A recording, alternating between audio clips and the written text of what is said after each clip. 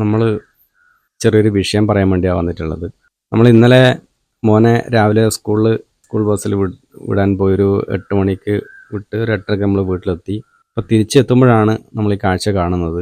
വീടിനോട് ചേർന്ന് വീടിൻ്റെ സൈഡിൽ തന്നെ കുറച്ച് ചിരട്ടപ്പാൽ ഉണങ്ങിയത് കൂട്ടിയിട്ടിട്ടുണ്ടായിരുന്നു. അത് കുറേ കാലമായിട്ട് ഉള്ളതായിരുന്നു. കഴിഞ്ഞ മഴയ്ക്ക് മുന്നേ ഞാൻ കുറേ പണിയെടുത്തതായിരുന്നു.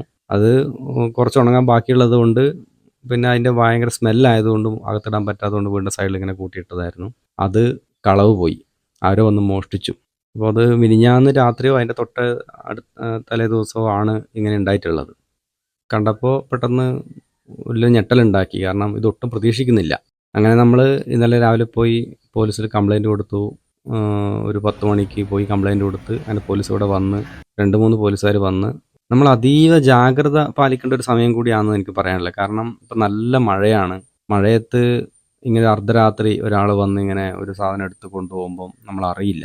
ഒരു പക്ഷേ നമ്മൾ അറിയുന്നു എന്ന് കരുതുക. ഇവർ വല്ല മാരകായുധങ്ങളും കൊണ്ടാണ് ഇങ്ങനെ വന്ന് ഇങ്ങനെ മോഷ്ടിക്കുന്നതെങ്കിൽ ഇവൾ കാണുന്നു എന്ന് കരുതുക. അപ്പോൾ ഒരു പക്ഷേ ഇവൾ കണ്ടു എന്ന് മനസ്സിലാക്കുമ്പോൾ അപ്പോൾ ഏതെങ്കിലും രീതിയിൽ ആക്രമിക്കാൻ ശ്രമിക്കുകയോ അല്ലെങ്കിൽ അങ്ങനെയൊക്കെയാണ് പല അപകടങ്ങളും നമ്മൾ കേൾക്കുന്നത്. അപ്പോൾ അതുകൊണ്ട് ആ ഒരു വിഷയം ഓർക്കുമ്പോൾ വളരെയധികം ഭീതിയുണ്ട്. എങ്ങനെയാണ് നമുക്ക് മുന്നോട്ട് പോകേണ്ടതെന്നുള്ളൊരു ഇതിനകത്ത് മറ്റൊരു കാര്യം പറയാനുള്ളതെന്ന് വെച്ചാൽ, സത്യം പറഞ്ഞാൽ ഇപ്പം കുറച്ചൊരു സാമ്പത്തികമായിട്ട് ഒരു പ്രശ്നം ഉണ്ടായിരുന്നപ്പോൾ ഞാൻ മിനിഞ്ഞാന്ന് എൻ്റെ സുഹൃത്തിനോട് ഒരു 1000 രൂപ കടം വാങ്ങിയിട്ടുണ്ടായിരുന്നു.